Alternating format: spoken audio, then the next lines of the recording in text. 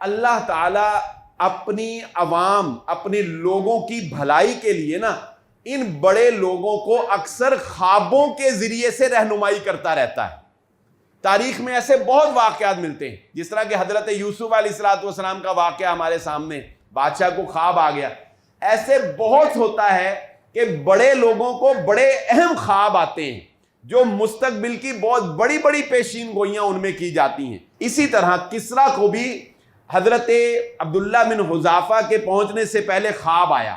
اور خواب میں اس نے دیکھا کہ ایک شخص جو ہے وہ آسمان کی طرف جا رہا ہے، اور اس نے وہی لباس پہنا ہوا ہے جو عرب لوگ لباس پہنتے تھے، اور جب وہ آسمان کی طرف جا رہا ہے تو زمین کے خزانے جو ہیں، یہ کسریٰ کے خزانے سارے جو ہیں وہ اٹھ کر اس کے ساتھ آسمان کی طرف جا رہے ہیں۔